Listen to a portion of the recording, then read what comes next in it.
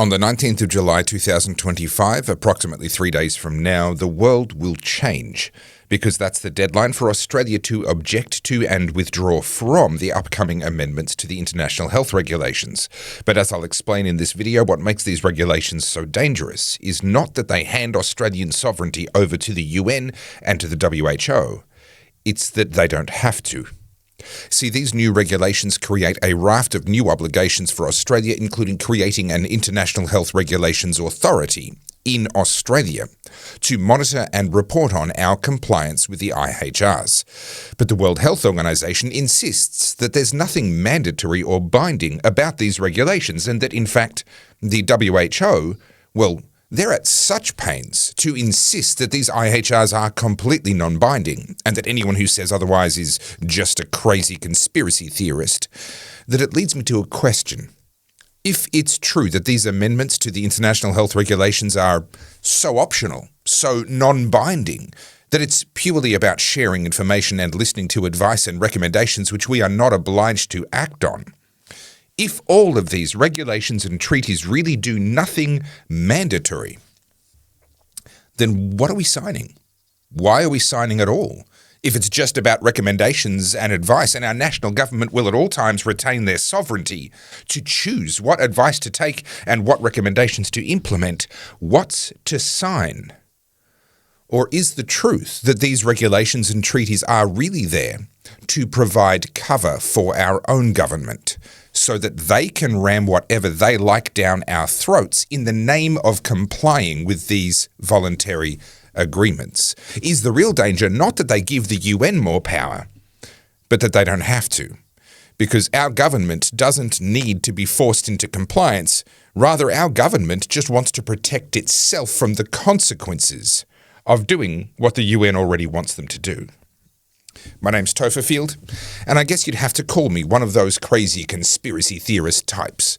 You know the ones, those crazy people that said that COVID was mostly a danger to the elderly and that younger, healthier people were at minimal risk from it. You know, the crazy ones who said that lockdowns would do more harm than good. The crazy ones that said that lockdowns, border closures, Melbourne's Ring of Steel with its papers, please military checkpoints, the banning of peaceful protest and the gleefully over-the-top enforcement from Victoria Police were all human rights abuses. You know, those crazy conspiracy theorists who said that the jabs hadn't been properly tested and that we really had no idea if they were actually safe or actually effective, and that in any case they should never have been made mandatory. You know, I'm one of those crazy people. I'm like that crazy uncle that we all have, the one that we're scared of when we're kids, but then the older we get, they start to sound a lot less crazy. Yeah, I'm that guy.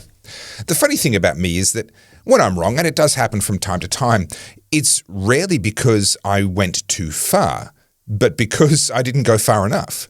I've been wrong a few times over the last 16 years that I've been a political commentator, and it's almost always been because I was not conspiratorial enough.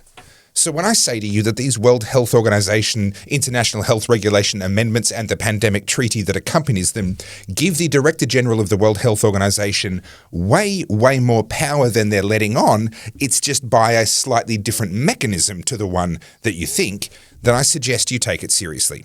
This is the Topher Project, and I'm 100% viewer supported. So if you'd like more Australian content like this, then please buy me a coffee via the button at topherfield.net and check out my books, DVDs, and merch from goodpeoplebreakbadlaws.com. Okay, these amendments to the international health regulations aren't happening in isolation.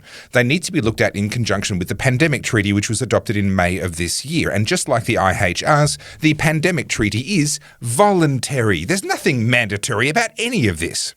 In fact, if you claim that there's anything mandatory about the IHRs or the pandemic treaty, then you'll get fact-checked by DW or by factcheck.org or by a plethora of other arbiters of truth. Yeah, because that whole fact-checking thing worked so well during COVID, didn't it? In the official literature from the UN and the WHO, you'll see time and time again that they protest that this isn't mandatory. It's all voluntary. It's about national preparedness and information sharing, which does bring me back to my question, what are we signing? Why are we signing? We can get ourselves prepared if we want to. We can share information if we want to. We can listen to recommendations if we want to. If none of that is binding, then what are we signing? And the answer is, we are signing up to provide cover for our own government. You have to understand that the number one priority of any bureaucracy, and especially any bureaucracy that wants power or wants to abuse its power, is to avoid accountability. Have you ever noticed that when it comes to the crimes of government, no one is ever responsible? Everyone can point to everyone else. And they were just doing their jobs. But then again, when you look at the person that they're pointing to, they were just doing their jobs as well. The purpose of the revised IHRs and the pandemic treaty isn't to force the government to do what the WHO wants them to do. It's to give them cover, the appearance of innocence, while our government does what it wants to do, which happens to be the same as what the WHO wants. The WHO doesn't want the power to impose lockdowns and jab mandates and digital ID onto Australians. They don't want that power because they know we already have a government which is gleefully willing to do all of those things without the WHO having to tell them. That's what we saw during COVID. What these IHRs and the pandemic treaty do in practice is they give our government something to point at while our government imposes lockdowns and jab mandates and digital ID.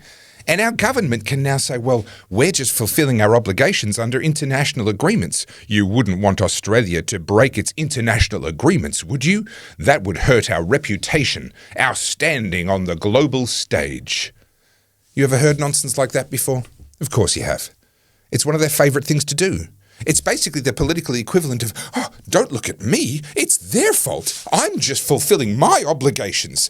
I'm so virtuous. I'm the good guy here. You should look over there.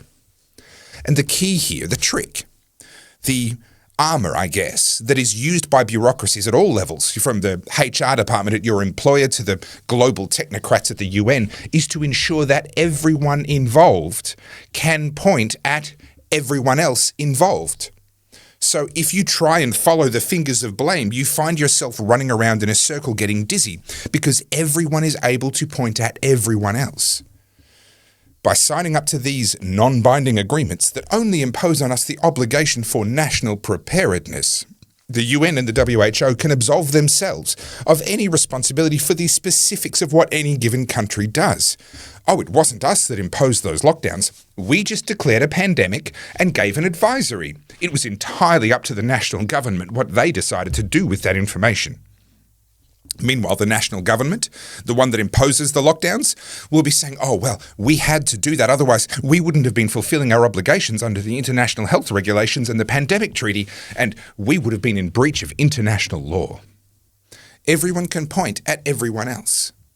And this is the game.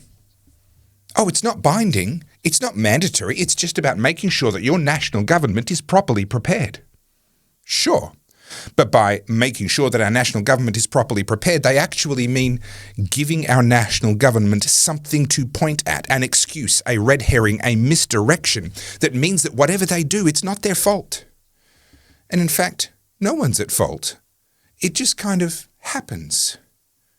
This is the swamp. An intentionally murky and opaque world that is intentionally hostile and confusing to outsiders, a place where you'll never get more than a glimpse of what is really going on deep in the depths. A place where anyone that dives in looking for answers is doomed to lose their soul, if not their mind. What's dangerous about these amended IFRs and the associated pandemic treaty isn't so much that they hand power to the World Health Organization, it's that they don't have to. Because our own government already wants to do all of the things.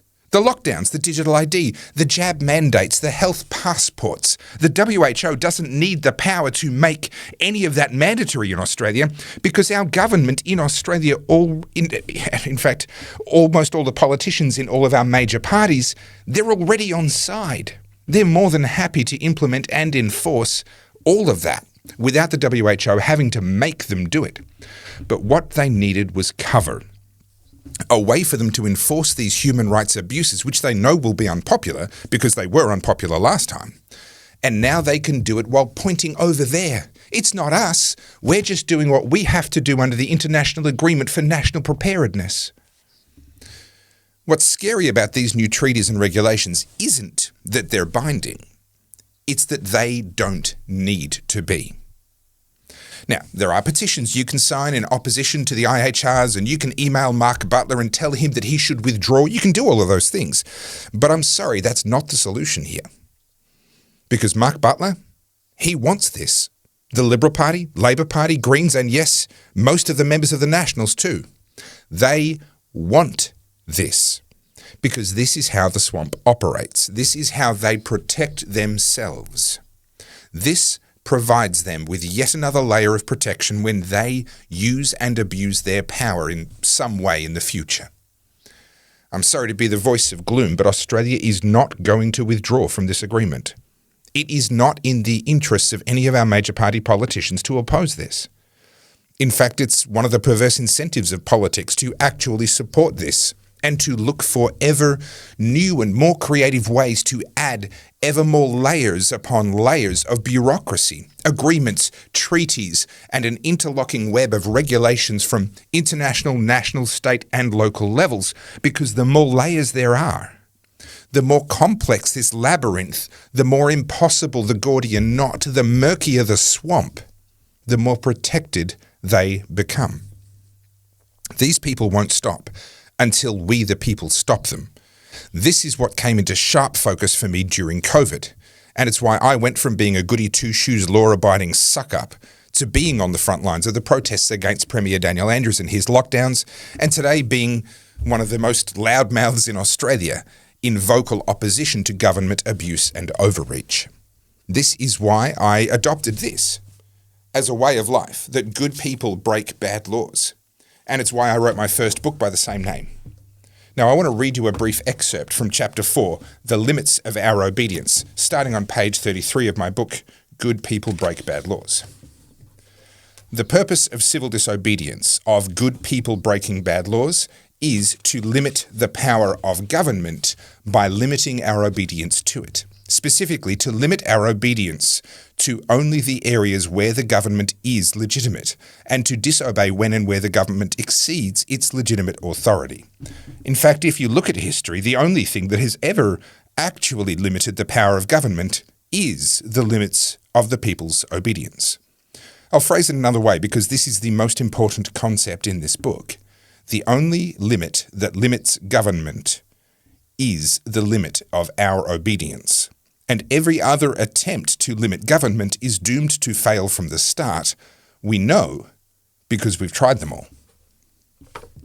My hope is that thanks to things like these international health regulations and the pandemic treaty, and thanks to the increasingly obvious fact that our government and politicians and bureaucrats just do whatever the hell they like without caring about what's right or whether they actually have the power to do it, my hope is that this will become the catalyst for my fellow Australians and indeed for people around the world to begin to think about and to discuss and ultimately to act on this simple but vitally important question. What is the limit of your obedience? And if you haven't reached it yet, are you sure that you have one, or are you going to obey all the way into oblivion? Because if history is our guide, we know for certain that you should have reached your limit by now. And if these new regulations say anything at all, it's that history is going to repeat itself, and perhaps sooner than we might like. This is the TOFA Project, and if you need a catalyst, a handbook to help you to dive deeper into the nature of law, government, obedience, and right and wrong, then grab a copy of my first and best-selling book, Good People Break Bad Laws. It's about civil disobedience in the modern age and the fact that, ultimately, the power is in our hands. But we need to have the courage to use that power and the wisdom to know how. You'll find this, as well as my second book about the theology of civil disobedience from a Christian perspective, along with my DVD of Battleground Melbourne, if you'd like to know more about my story and the story of my fellow Victorians as we stood up against COVID tyranny. And you'll also find all my merch with a range of different designs, all of that available at goodpeoplebreakbadlaws.com. And if you already have all of that and you'd just like to support me and to help keep the TOFA project going, then please buy me a coffee via the button at tofafield.net. Thanks for watching to the end, and as always, think free.